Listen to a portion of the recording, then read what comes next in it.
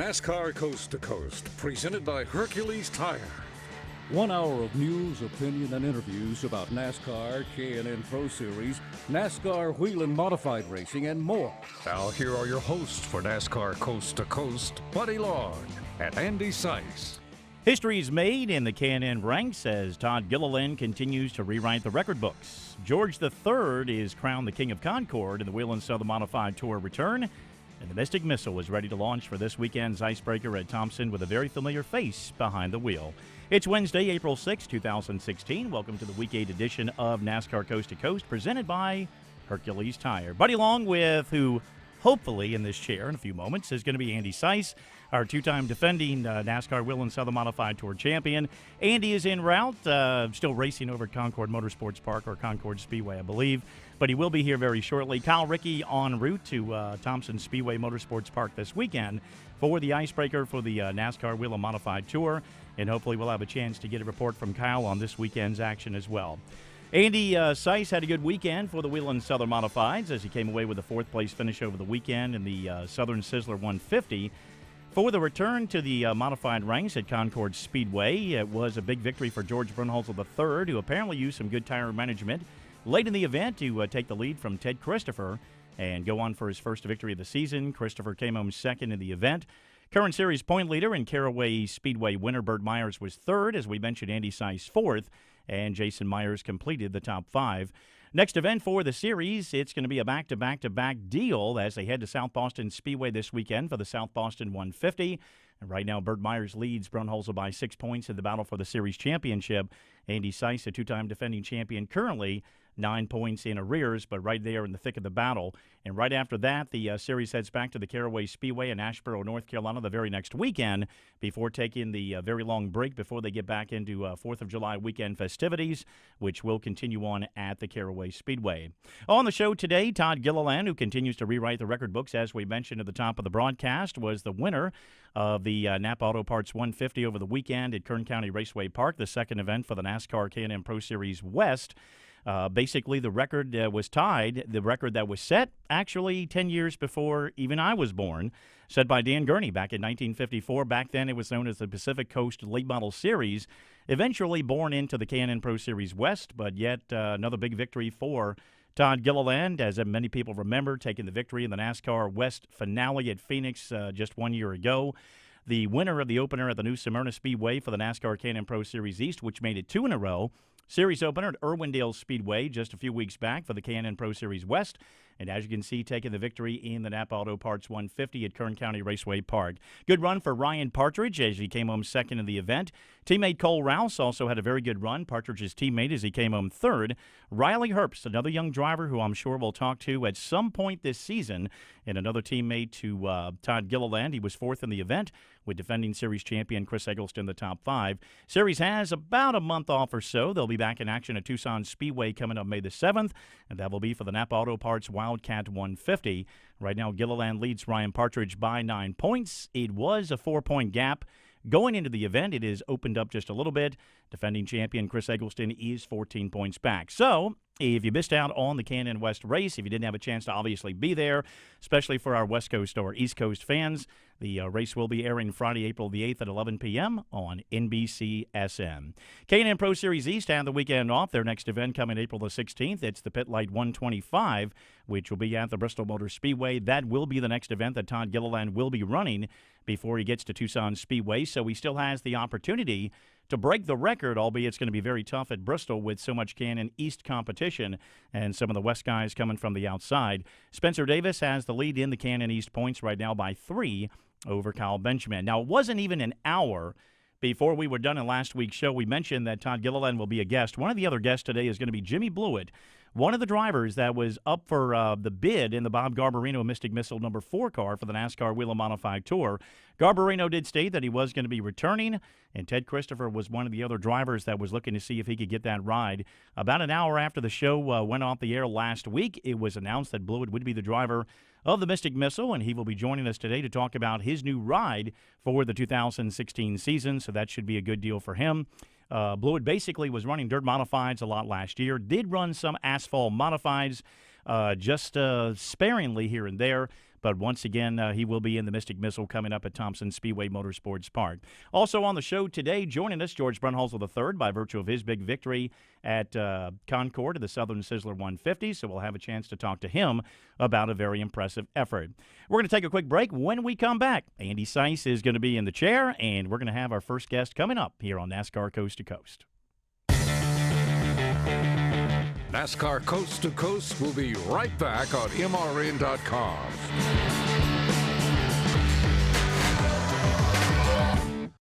Does your heart race for great taste? For a limited time, get 20% off Creekstone Farms premium St. Louis-style all-natural Duroc pork ribs. Choose between 4 or 8 fall-off-the-bone rack of ribs and get up to $30 in savings. Just place your order at creekstonefarms.com before April 30th using the promo code MRN20RIBS. That's MRN20RIBS. Enjoy the juiciest premium quality beef and pork products. Visit creekstonefarms.com today.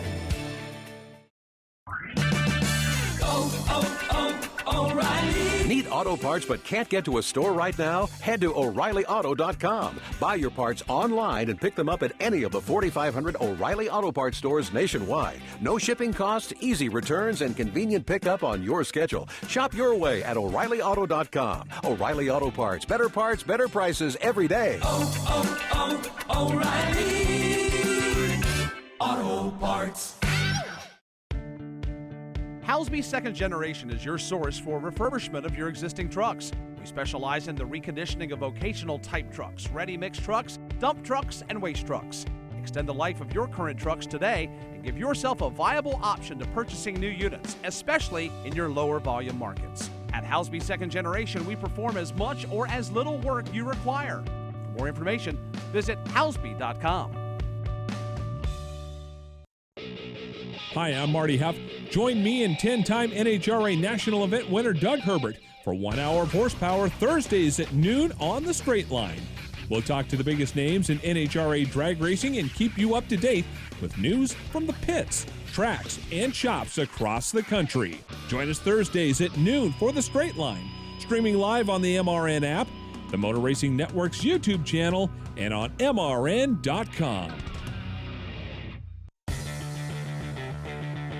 Back to NASCAR Coast to Coast. Here's Buddy Long and Andy Seuss. Hey, folks, real quick, we want to ask for your help and in exchange, give you a chance to win your own Google Chromecast. In an effort to give you the kind of web programming you want, we're asking if you'll take a quick online survey at www.mylistenerstudy.com. Now, the survey is completely anonymous and will help us give you more of what you like. And don't forget to enter for the Google Chromecast. Again, that's mylistenerstudy.com. We really appreciate your feedback and good luck. Well, I assumed since our current co-host wasn't here right off the bat, it was because you didn't like the content that we did on our show. Andy Seuss joins us, two-time defending NASCAR Wheel and Southern Modified Tour champion. Are you happy with the way you've seen and heard the show go over the last couple of years? You like? Oh, absolutely. You like what we're doing? Now you know you were forced into that answer. You don't have a choice. You have to say it. Yes. It's impressive. When I walked in today, this is the first time on TV doing the radio show. That's right. I forgot about that. I was lost, actually. Yeah. We don't get to see Craig and all that, but I'm very impressed with the studio, and it's just really neat to see the show grow. Yeah. I did get to be a guest from the beginning, and then it turned to NASCAR Coast to Coast, and now live on TV. People get to watch us, hopefully. I was late. Didn't get time for hair and makeup. I apologize to people watching. But hopefully we'll make the most folks that of have it. a chance to see it, I don't know if the hair and makeup did wonders. I mean, I gave up, like I told you. I gave up on my deal years ago, but that's okay. Hey, return to Concord Speedway last week. I know it was a little later than what you guys wanted because of the rain out a couple of weekends ago, but pretty impressive run. Yeah, first of all, I've got to thank not only NASCAR but the Hackett family bringing the NASCAR sanctioned body from Caraway Speedway to open up the track that's been sitting. It's a track we have to race at. We have to race at it multiple times a year. It's just so unique, really exciting. I wish we went there twice because I think the fans that went would spread the word and the attendance would be even larger the second event. But really great race. Anybody that wasn't there missed it for sure. We'll get to talk to Georgie a little bit later and all that. But that's just a track, everybody loves to go to. So Right. really happy we got the opportunity to return there. Well, we're going to talk more about the Concord event, Andy's finish, how things look in points, and as he mentioned, talk to George Brunnhoelzl III in a few moments. But right now, it's time to talk to one of the hottest drivers on the planet, and that is young Todd Gilliland, the driver of the Bill McAnally Racing Toyota for the 4th consecutive race and 3rd straight in the NASCAR Can-Am Pro Series West, picking up the victory over the weekend of the Napa Auto Parts 150 at Kern County Raceway Park out in Bakersfield, California. Todd, welcome back to NASCAR Coast to Coast. Yeah, thank you. How are you guys doing? We're doing pretty good. It seems like it's going to be an annual ritual or almost a weekly ritual whenever the races are run to get you on, and some days we're going to and some days we're not. But my goodness, what an impressive effort once again, and I don't think that surprised anybody when they saw the end result come Saturday night. Oh yeah, we've had some pretty strong runs lately. Everyone at Bill McAnally Racing is working really hard, including Bill McAnally himself. He's there before anybody, and he's the last one there usually, making phone calls, making everything happen. So I think everyone's working together really well right now, and I think that's probably the biggest part of our success. Yeah, Todd, I got to tell you personally, I'm a huge fan. I went to the New Smyrna season opener this year, and I was in the infield of Daytona talking with Kevin Hughes from Race Electronics. He said, keep an eye on Todd Gilliland. And, it's easy, to say, okay, family name in racing, he's supposed to do well. But I got to tell you, you didn't disappoint. And a lot of young guys are fast, but I got to give you credit on the whole strategy, starting up front, not getting rattled if somebody passed you. It was a really exciting race, and I'm glad to see you going on well. 4 in a row for 4 starts is really impressive. Are you going to do much more on the East Coast this year? Yep. Our next race is Bristol next weekend. So everyone, my crew chief's out there and my dad right now working on the Bristol car, and I think they're working really hard, and they say everything's coming out well. So I'm really looking forward to it. Should be a cool track and a cool experience for sure. I know a lot of people have talked to you, and you've been well informed about the records that you continue to come close to tie, and to eventually break. And as I said at the top of the broadcast, one of them that you've tied is one set by Dan Gurney, which was 10 years before I was even born. And Dan Gurney, obviously a legend in motorsports throughout the country and throughout the world. Back in the Pacific Coast Late Model Series days, and this goes all the way back to 1954. What does it mean to you when you look at what you've already accomplished at such a very early part of your racing career? Yeah, exactly. You said it. He's a legend in all of motorsports. So it's awesome to tie a record with a name as his, and just to be in the same category as him in anything is amazing. And we're going to try and work as hard as we can to break that record, obviously. And but just coming up to this point, even just to be there, it's really cool. I've read a bunch of articles about him, and the stuff he went on to accomplish after that, and F1, Indy cars, and NASCAR is awesome.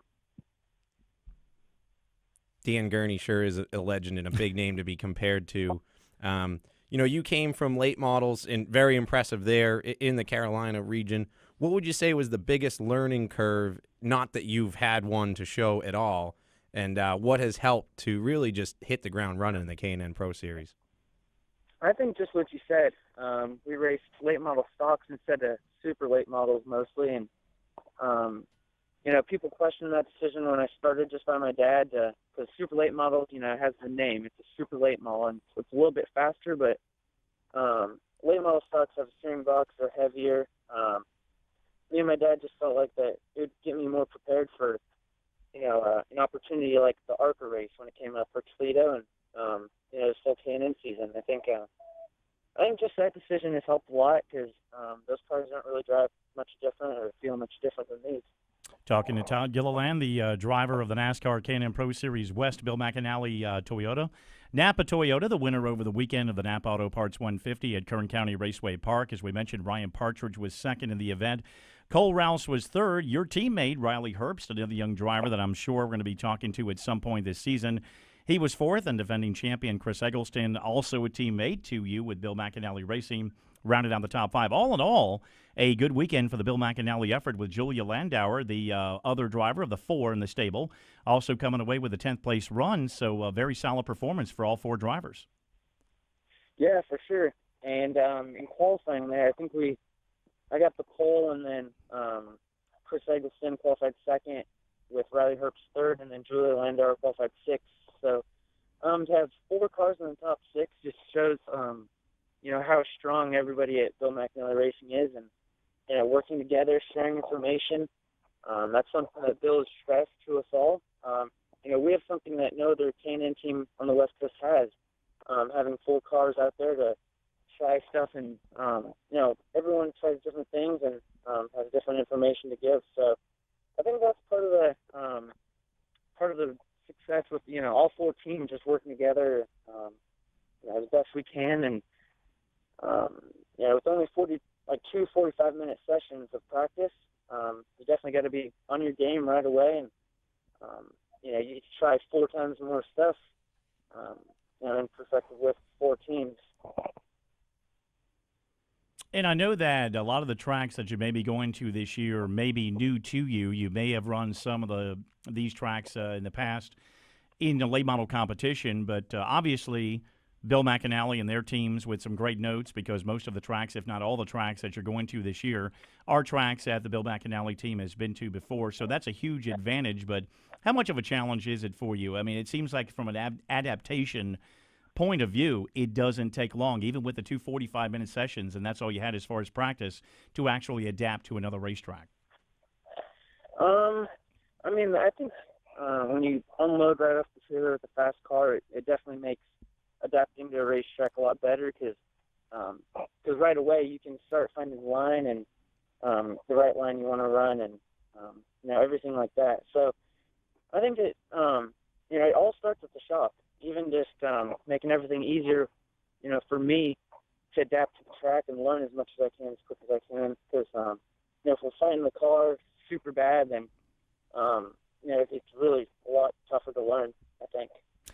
Now, we specifically brought Andy Seuss in as our co-host today. Kyle's up at Thompson Speedway Motorsports Park for the Spring Sizzler. But if one of those tracks, and the next one is Bristol Motor Speedway for you, is a track that you really need some notes on, there's your guy. Andy went in the modified race last year at Bristol Motor Speedway. So, Andy, take him on a tour around Bristol Motor Speedway. Well, it's about as much fun as you're going to have in a race car. Modified, I'm not going to tell you how late we lift and how early we get on. It'll be slightly different. But that's one of those places I really feel, in the modified at least, was the first place I really felt the aero of the car, where you can actually get it sideways loose and then feel more grip because of the air hitting the right rear quarter panel. Full-bodied cars that you're used to, Todd, you'll probably feel it a little bit more, but for us, that was big. Turns 3 and 4, again, don't try this at home in your K&N car, but you can hold it wide open in qualifying. Turn 1's a little bit tougher for the bump.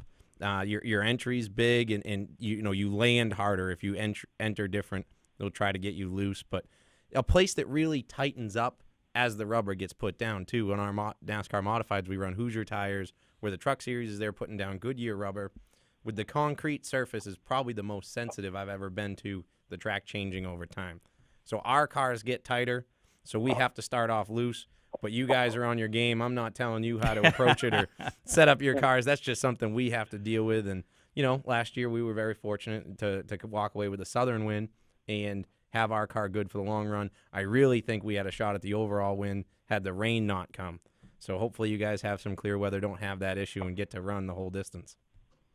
Todd, have you had a chance to look at Bristol? Have you been there? I mean, you may have visited there before if you have, but there's nothing really that's comparable, or is there anything that's even close to comparable out on the western side? I know there's a few tracks that have a little bit of banking that you can compare it to, but how do you prepare for this event coming up April the 16th?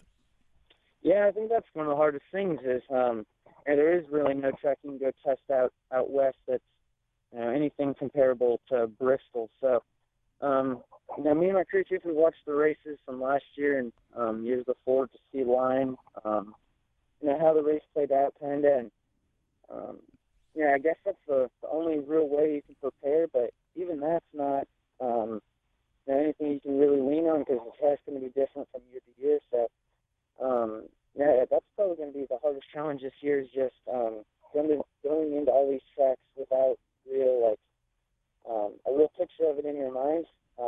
Never being there before, I'm sure it's going to be way different than anything I've ever done.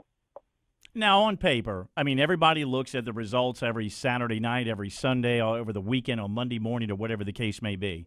Everything's been going great. And obviously, there are bumps in the road. There are challenges that you have to meet, things that the general public don't see. What's been the biggest challenge on the downside or the negative side? Everything's been good so far as wins, but what has been the biggest challenge that you guys have had to overcome? Well, I think just doing the 150 lap races so far, you definitely have to take care of your tires and just be there at the end, because some of those guys, they want to get out to the lead and run harder than you might want to run. So that's kind of where you have to use patience and let them go a little bit, and then just say, well, I'll be there at the end for them. I don't need to worry about them right now. Spoken like a true veteran right there. And that's what I was impressed watching at New Smyrna. Again, we see a lot of young talents, very fast, but burn their stuff up. The maturity and watching you drive, Todd, is very impressive. Yeah, thank you. The race will air Friday, April 8th, this weekend at 11 p.m. on NBCSN. So since the weekend is kicking into high gear, you don't have to DVR. You can just stay up a little bit late if you don't have to work on Saturday. Do you find yourself having the opportunity, Todd, to watch replays of your races since we have the luxury of NBCSN hosting so many events? Yeah, that's really nice to have. Even I said watching the race from last year. NBCSN tape records all those races and airs them on NBCSN. So I think that's probably been a biggest help for me, just looking ahead and also, watching it after, because I know I made mistakes, but then you can go back and look at them and, look what other cars are doing around you to maybe make you make that mistake. And then so if they do that again next time, just don't fall into that. And, just different things like that, maybe just how the race plays out, separate things like that, but it's a big help for sure. Well, you've been able to maintain your focus at such a young age and such early success in your career, and I know that it's going to continue on. Best of luck coming up at Bristol Motor Speedway here in just a couple of weekends, and when you get back out to Tucson in early May to continue that string. And we feel for your brethren out there on the western side. They're just, oh, God, it's another race. Todd's here. We got to race him. We got to beat him. And until somebody beats you, you're the top dog. Congrats on all the success so far, and keep it going. Yep, thank you. All right. Todd Gilliland, the driver of the Napa Toyota for Bill McAnally Racing, just an incredible talent. Again, when you mention the name Dan Gurney and you have Todd Gilliland, who was not even a thought years ago when Gurney was doing it, it's just incredible to see the success that this young driver's had. And I've said it so many times before. It's just so impressive, the learning curve of these young drivers so early in life. I mean, they're learning tire management early. They're learning how to take good care of their cars.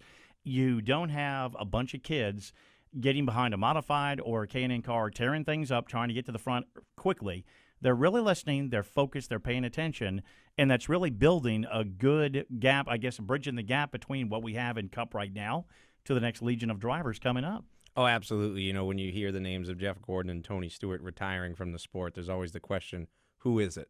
Mm-hmm. And I've said it multiple times. I'm a fan. It's going to be Todd Gilliland. I think he's going to get snatched up real quick, and we're going to see him in the higher division.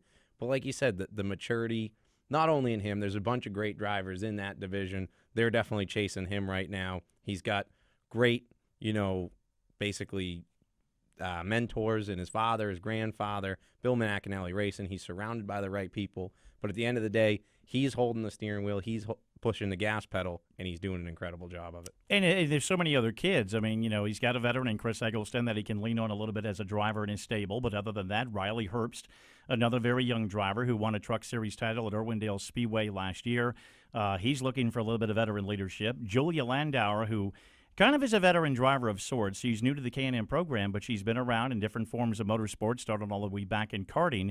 But this is her first foray into that. So it's so impressive to see this cohesive group do so well, not only in the Can-Am Pro Series West, but in the East. And I know Kyle's going to be up at the Bristol Motor Speedway in a couple of weekends catching that event. I wish I could be there myself. That should be a good one.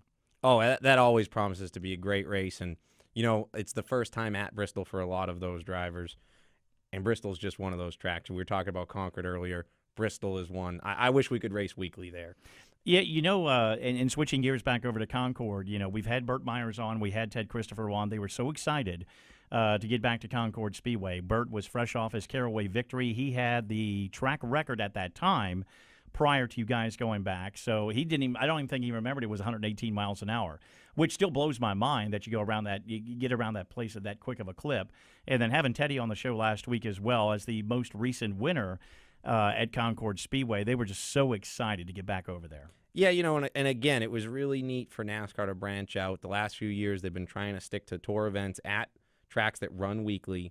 And they kind of woke up Concord Motorsports Park, and it's a great place. It like I said, it's so unique. It's a tri-oval for people that haven't been there. And the 118 mile an hour is the average speed around there. In the last turn, I'm not saying you're crawling like a Bowman Gray turn, but you slow down quite a bit. So the top speed coming out of the dog leg, for people that don't know, it's Dale Quarterly, who is an incredible race car driver, described it as a road course where you only turn left. There's elevation changes, there's bumps. All three turns are very different. You flirt with trying to make it a two-turn racetrack where you only let off in either end. But the best guys, and Georgie had it figured out the other night, we're probably holding it wide open through the dog leg. We could early on, couldn't do it at the end. I know we got to finish next time we go back, but very, very demanding, very tough track to navigate, and never a dull moment. You can get in a groove at some tracks. You don't get in a groove at Concord. You are up on the wheel for 150 laps, and I was just smiling ear to ear, even though finishing fourth is not what we want. You never want to lose, right? But just one of those tracks you look forward to. I already miss it. Well, and Concord is just one of two new tracks that you guys will be visiting this year. New to the series right now. The other one, East Carolina Motor Speedway. We'll talk about that with you and with George Brunnhoelzl in a few moments, as well as the South Boston race coming up this weekend. One interesting stat, Andy Seuss, George Brunnhoelzl III, and Kyle Ebersol, the only drivers that have been able to win at South Boston ever since the Whelen Southern Modified Tour has been there. And we're going to talk to George Brunnhoelzl III about his victory at Concord when we return. Coming back with more of NASCAR Coast to Coast, it's Kyle Rickey and Buddy Long right after this. Whatever you drive, wherever you go, Hercules Tires will get you there, whether you're running on dirt or running a job. Our dependable, high-quality tires are the perfect fit for your needs. For unmatched value, selection, and warranty with industry-leading road hazard protection, there's only one choice: Hercules Tires. To learn more, visit HerculesTire.com or call 800-677-9535. Hercules Tires, ride on our strength. Luke Bryan. Yeah, that's my kind of night. Jason Aldean. Let's get this thing started. It's my kind of party. Florida Georgia Line. This is how we roll. Kid Rock. Lady Antebellum. Willie Nelson. Mama, don't let you And so much more. Get ready for the first ever Country 500. The Great American Music Fest at Daytona International Speedway. Plus Little Big Town, Lee Brice, Tyler Farr, Trace Atkins, and more. Memorial Day weekend, May 27th, 28th, and 29th. 3 awesome days and nights on the infield of the World Center of Racing. Stay in the campgrounds inside the festival. For tickets and information, visit country500.com. Don't miss Luke Bryan, Jason Aldean, Florida Georgia Line, Kid Rock, Lady Antebellum, and many more at the Country 500 at Daytona International Speedway. Sponsored in part by Budweiser. Back to NASCAR Coast to Coast. Here's Buddy Long and Andy Seuss. Glad you could join us here this afternoon on your Wednesday lunch break, hopefully, for another edition of NASCAR Coast to Coast here on MRN.com.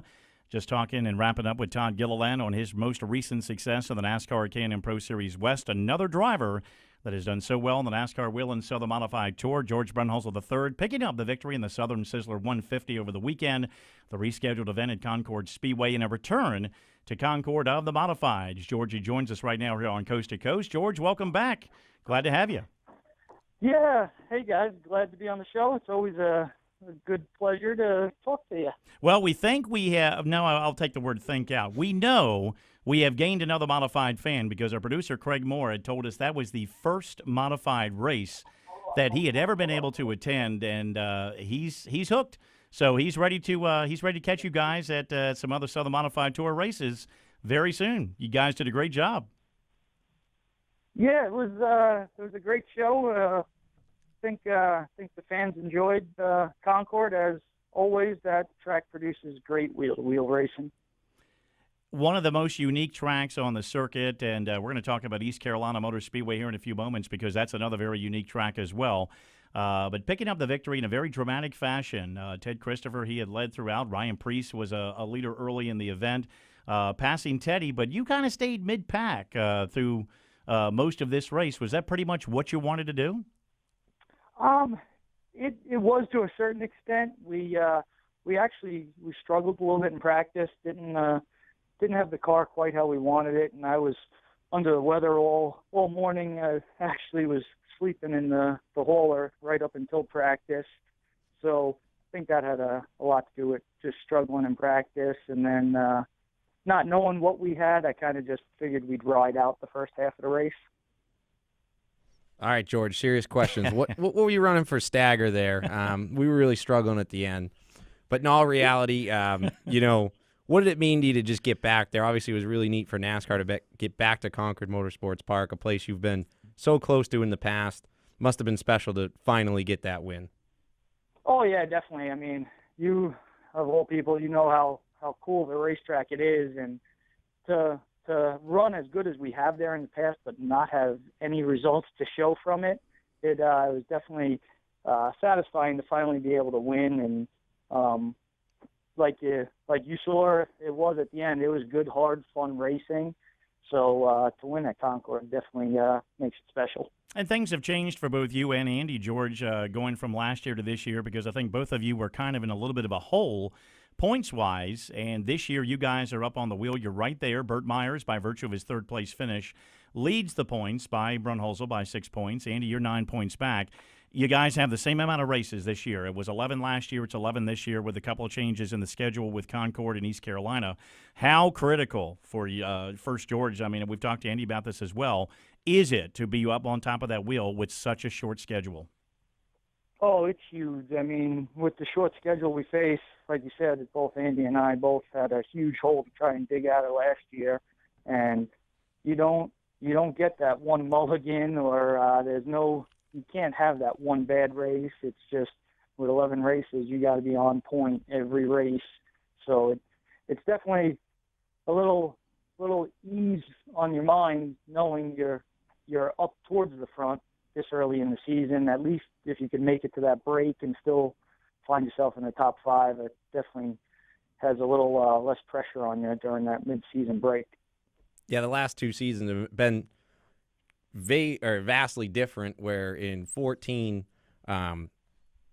everybody was so close, and it's setting up to be like that again. In the top 3, it was George, Burt, and myself.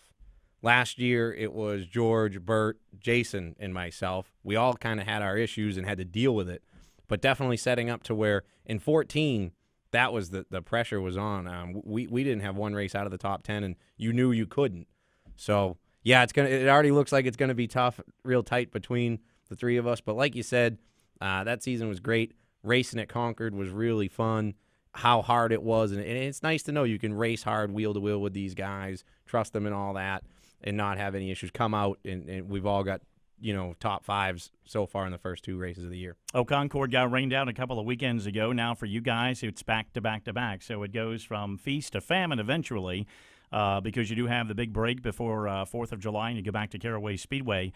Talking about it as we got you on the air, Georgie, and that is South Boston Speedway, where you, Andy, and Kyle Ebersol have been the 3 drivers that pretty much have been the dominating factors there. What is it about South Boston that has been so special for you as far as victories are concerned? Really, it's hard as a driver to pinpoint what makes a track, good or bad for you. Obviously, any track you run good at always seems to be a better track for the driver. But it's just South Boston's a fun track, much obviously totally different look-wise than Concord, but racing-wise, it produces great racing. You could run side by side. Andy and myself last year, I believe it was last year at one of the races, we ran side by side for probably 3 or 4 laps after each restart. And it's a fun track. You could use the apron as well as the racetrack, so it kind of makes it a little wider. And like I said, produces great racing for the fans. And Kathy Rice does a great job with the racetrack, so it's always a pleasure to go there. The stands are always filled, so it's always better when you put on a race for a full house. And Kathy always makes you feel welcome. Andy, how about you? South Boston's been very good to you. You're the most recent winner, actually, winning in September of last year. Yeah, and that's the race George is referring to. We did have a great race, when you can be physical, but everybody's pointing in the right direction at the end. I had so many fans saying that, they were up on their feet. And like George said, 4 or 5 laps after restart, still side by side. I know the first time I went there, I was absolutely terrible. And I went home, kind of made up in my mind what I did wrong, and said, all right, this is what I have to do when I go back. And it's just been one of those places that I've taken a lot of pride in doing well. Very close to David Riggs' shop, who was so good to me, and I drove for years, got to win in his car at South Boston. So it's just been a place that, you put a lot of emphasis on, mentally, and it's important to you to race there. Kind of like George in Concord. Like he said, he had so many close times. It was important to him. So, you do probably get a little bit extra help, just with the backstretch wind or something. It's important to you to race there. Probably similar to where I grew up at Lee USA Speedway as far as the banking, the tire wear, the multi-groove, stuff like that. So, but as George said, we're always finding each other at that track racing hard. Last year was a lot of fun, and I don't expect this weekend to be any different. And much like the Whelen Modified Tour, which has a couple of new venues in Oswego and Seekonk, the Southern Modified Tour already is going to Concord. We mentioned East Carolina Motor Speedway, and George, I wanted to get your thoughts on that. I had the chance to work in PA at that track back, I believe, at about 95 or 96, and amazingly enough, it was a Super 7 series that the track was doing for their late model division. And lo and behold, a driver by the name of Dale Earnhardt Jr., who really wasn't known at all, was running it. And it's just amazing to see the career he's got. But I'll ask you first, George, as East Carolina is on the schedule later on in the season, is that track, I know it's very unique, does it compare to Concord in any way, or is it just totally different from what you see?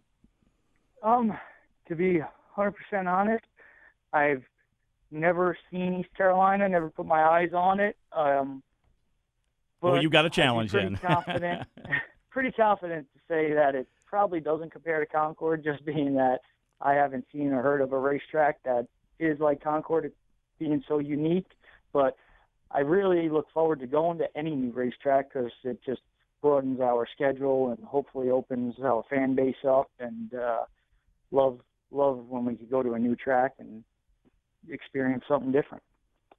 Now, for you guys, I believe when it comes to the big break, after Caraway just a couple of weeks from now, and that's obviously when Bowman Gray also begins to kick in their season, drivers go different paths. Burt and Jason Myers, they'll run or have run Bowman Gray in the past, and a few others have. Georgie, what's your plans? Has anything changed, or is it pretty much still kind of the same as what you guys have done in the past? Take a little bit of a break, maybe freshen things up and just get ready for the stretch run, or will you be doing something else? Yeah, for the most part, it'll probably be the same. We'd like to do a couple North shows, so we're always entertaining that. And we'd really like to go do Stafford to Sizzler, which is actually just puts us back to back to back. It's the weekend after Caraway. But hopefully we can put something together and pick up a little extra sponsorship help to go up there.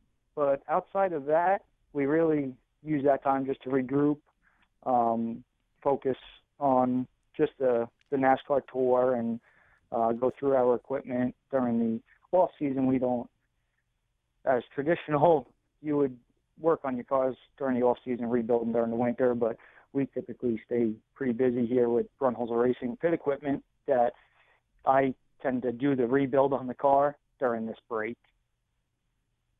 Andy, I know you dabble a little bit in a couple of Northeast races during that time frame, or try to during the course of the year. What's things look like for you between that Caraway break to the next one?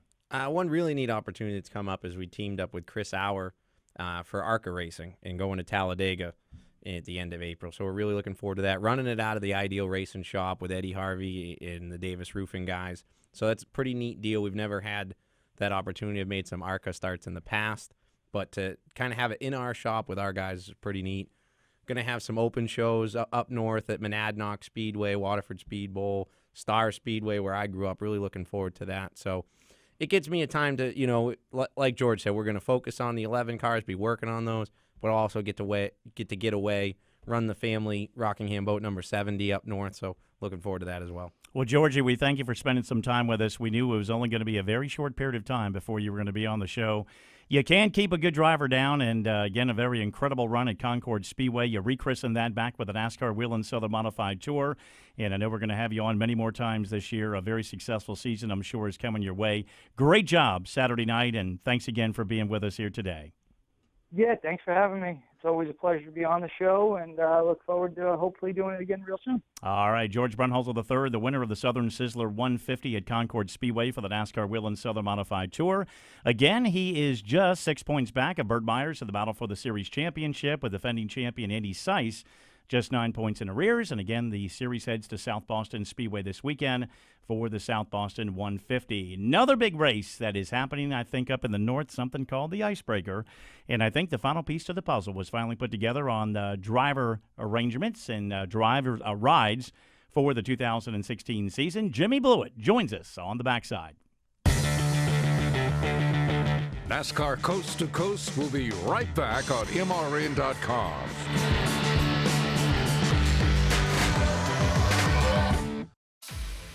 Hey, it's me, Kansas Speedway. And I'm sorry. Sorry for the blast of NASCAR in your ear holes at 200 miles per hour. Sorry for turning your kids into motorheads. Sorry when your bones rattle into next week. And sorry for my all-weekend tailgates, high-octane parties, and epic adrenaline shebangs. Yeah, I'm real sorry about that. Tell them about the race. It's the NASCAR Sprint Cup Series GoBowling.com 400, featuring the sport's top drivers. Saturday night, May 7th, Mother's Day weekend. Yeah. Sorry, moms. Sorry I'm always BYOB and you never have to pay for parking. Sorry when bad drivers race their flippin' wheels off. Get your tickets at KansasSpeedway.com. You're welcome. Hi, I'm Marty Huff. Join me and 10-time NHRA National Event winner Doug Herbert for 1 hour of horsepower Thursdays at noon on the Straight Line. We'll talk to the biggest names in NHRA drag racing and keep you up to date with news from the pits, tracks, and shops across the country. Join us Thursdays at noon for the Straight Line, streaming live on the MRN app, the Motor Racing Network's YouTube channel, and on MRN.com. Back to NASCAR Coast to Coast. Here's Buddy Long and Andy Seuss. And the NASCAR Whelen Modified Tour kicks back into gear this weekend for yet another season, and 27 strong are on the entry list for this weekend's Icebreaker at Thompson Speedway Motorsports Park. Should be a great weekend.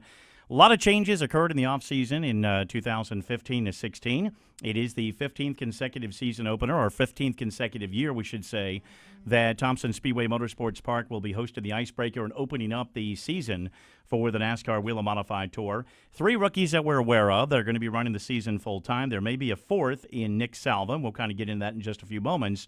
But just as we mentioned at the top of the broadcast, less than an hour after we were off the air last week, Jimmy Blewett was announced as the driver of the Mystic Missile number 4 for team owner Bob Garbarino. Jimmy joins us now here on NASCAR Coast to Coast. Number 1, Jimmy, congratulations and welcome back here to the show. Thanks, guys. I appreciate it. Hey, just absolutely fantastic to see, number 1, that one of the most iconic rides on the tour is back. When I look at that tour, there's so many different cars that I love seeing. Obviously, the Bowler number 3 is another one that's going to be around this year with Rowan Pennick. But when the offseason started and it got so close to the beginning of this year, was starting to worry whether that was going to come together. Take us through the last week or so for you and possibly some of the nail-biting that you had to go through before you got the answer. Definitely some nail-biting. I was just in my shop doing my normal thing, getting ready for local Saturday night racing over here at Wall Stadium, and the phone rang, and it was Bob. And I had talked to Bob early on in the winter, a little after Christmas, about driving the car, and he said he was going to be looking for a driver, and he would throw my name in the hat, and we kind of left off with, I'm going to give you a call either way, whether you have the ride or not. I'm going to give you the courtesy of letting you know where I stand for this upcoming season. But Bob gave me the call the other day after he finalized his sponsorship deal with LS Starrett. It's just huge. It's huge for me. It's excitement, to be back on the touring series, but it's also excitement for the series, I believe, as well. As far as having Starrett as a sponsor for ourselves in the series. They're a worldwide company. And to have them aboard for us for this year, I think that was the final decision maker for Bob as far as having his team out there. He's been running the past couple seasons on his own without a primary sponsor, and I know being a former team owner and running my own team, that takes a lot out of you. Jimmy, just talk about the history in the 4-car. Obviously, you've had some great rides with the TS Haulers and Dick Barney, another historical team there. But the 4-car, it's got to be something special. Not that, any relationship you have with any great owner isn't special, but definitely a lot of history there. Does it give you a little extra spring in your step knowing how much that team's accomplished, a little bit of a, advantage going into Thompson? Yeah, Garbarino Racing, Bob, he's been around for this is going to be his 55th year of racing. And, that says a lot that somebody's that dedicated to NASCAR and to the touring series. It's going to be his 55th year racing on the modified tour. And, going into it, Andy, you feel like you have some big shoes to fill, but at the same time, it's kind of a relief. I know I'm going into it with a well-accomplished team. They got a great notebook behind them. They got a lot of good people behind them. Troyer Race Cars, Ron Hutter building the engines. I feel like, get through the first couple races, get comfortable with each other, and then just try to pull off as many wins as possible.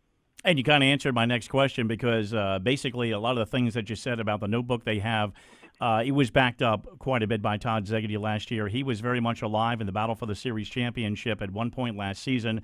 One of the best battles going right down to the wire between Woody Pitkat, Ryan Preece. At one point, Todd Gilliland and eventually Doug Coby came storming through there and took that championship.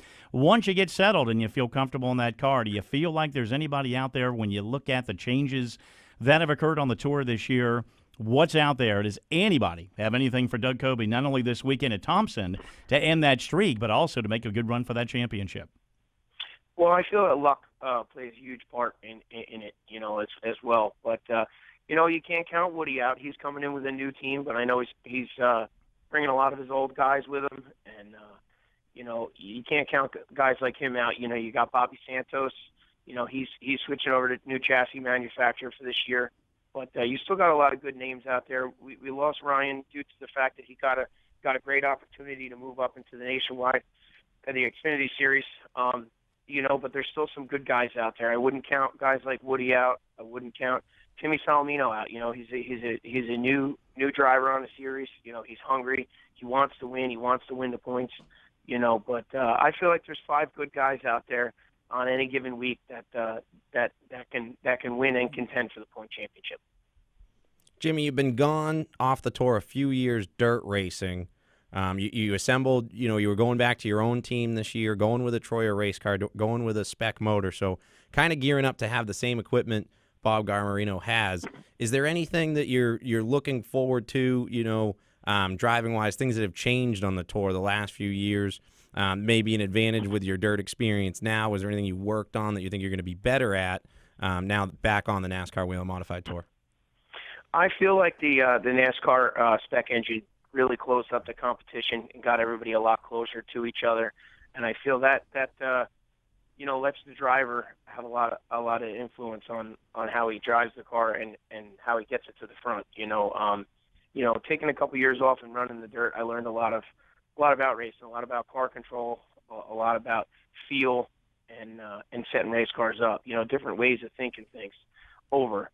But I feel like having the spec motor out there now, it leaves a lot more in the driver's hands. And I feel with taking them a couple years off, I don't really feel that they actually hurt me. I feel I actually benefited from it. I get out there now and I start driving a loose race car, and it's not like it was before. It was before. You're pedaling the thing and you're holding on for dear life. Now I'm just out there wheeling it. So that's really the only thing I can really think of. It's a good series. There's a lot of good guys out there, but I feel we can be in contention. And boy, when you talk about the transition from dirt back over to asphalt, people would say, well, how can they do that? Can they learn anything? And you just said it right there. And Tyler Dipple's another very good example. Another driver that's run dirt modified, still is when his schedule does allow, but has done very well in NASCAR Can-Am Pro Series East competition, most recently taking the victory in Mobile, Alabama. Kind of take us through what life was like for you in the Northeast, because I know on the dirt modified side, it's just as busy and just as competitive as it is on the asphalt side as well. A lot of work, definitely a lot of work. When you go dirt racing compared to going asphalt racing, you usually get home with your asphalt car and you blow the rubber off of it, and you clean the radiator out of it, and hit it with a coat of wax, do your nuts and bolts as long as everything's straight, and bleed the brakes, and you're off to the next race. But when you go dirt racing, you find yourself the first 3 days cleaning the mud out of everything, your trailer, your helmet, your ears, your eyes, your nose. It pretty much gets in every crevice that it could find a way to get into. But I enjoyed racing the dirt. There was a lot of midweek shows that we had around here, which you didn't only race on a Saturday night. Sometimes you could hit 2-3 races in 1 week. But it was definitely fun. It was a great experience for me. The only reason I kind of stepped back away from it was due to the amount of work that really went into it. Having to find help and keeping everything the way I like to keep it. The way Andy will tell you, the way I keep my equipment is impeccable. And when you try to keep a dirt car like that, the maintenance program is definitely a lot. Jimmy's right about that. The Blewett family's always had great equipment.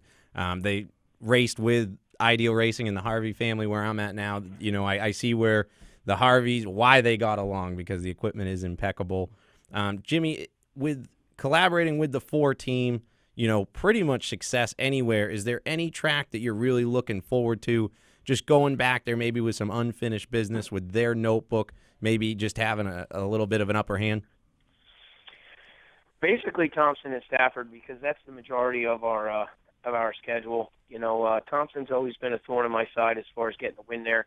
In the touring division, we've won SK races there in the past. I fell short a few times, racing there on a tour. I really look forward to getting back to Stafford. Really just feel like I just really excited to get back tour racing. It's like an extended family for me, seeing all you guys, seeing your family, and everyone else and their families, just looking forward to getting back there and just doing as much racing as possible with them guys and having a good time. Okay, so you got your NASCAR license, right? You got that straight, right? Did you have enough time to get it? Yeah, I tell you, that was probably the biggest thing there when I got the phone call. Was like, uh-oh, I got to get myself a NASCAR license quick. My grandfather stopped in the shop midweek last week, and he handed me the form. He says, hey, let's get this filled out, because probably going to look to hit the first Riverhead race would probably be our first race. By the time we were able to get the car together and enough guys, freed up to do it. It's close to home within an hour and a half, Let's get your license ready for that. Then I got the phone call for Bob, and it was like, oh, I got to get a physical. I got to get everything filled out and handed in. But everybody with NASCAR worked helped me out tremendously with that. They made it so easy for me, so got that. And basically it's just I'm going to head out of my house here probably today sometime around 3:30, 4 o'clock once the kids get home from school, and go up there and spend some time with the guys and get to know the crew before we head out to the racetrack on Friday. Well, the energy is building, and we wish you the best of luck. Glad to see you back behind the wheel in the Mystic Missile #4. Best of luck this weekend in the Icebreaker at Thompson Speedway Motorsports Park. Go have yourself a great time. Thank you very much. I appreciate it. All right, that's Jimmy Blewett, driver of the Bob Garbarino Mystic Missile Sterrich Dodge. He'll be in the #4 car this weekend, one of the many drivers gunning for the Icebreaker win. When we return, we'll recap the weekend and get you set for a preview here on NASCAR Coast to Coast. Coming back with more of NASCAR Coast to Coast, it's Kyle Rickey and Buddy Long right after this.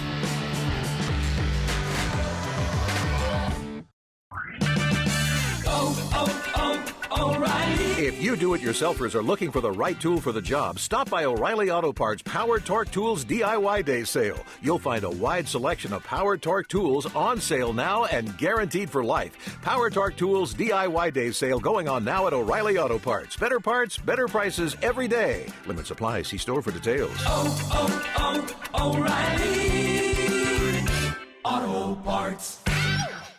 Get all the reactions and latest word from the track immediately following each race weekend on MRN's Motorsports Monday with Woody Kane and Joey Meyer. Johnny Sauter drives the number 21 Chevrolet Silverado. I didn't know that necessarily we'd win first race of the year. Log on to MRN.com every Monday at noon Eastern or stream the program from the MRN Media Center on demand. It's MRN Motorsports Monday, only on the Motor Racing Network.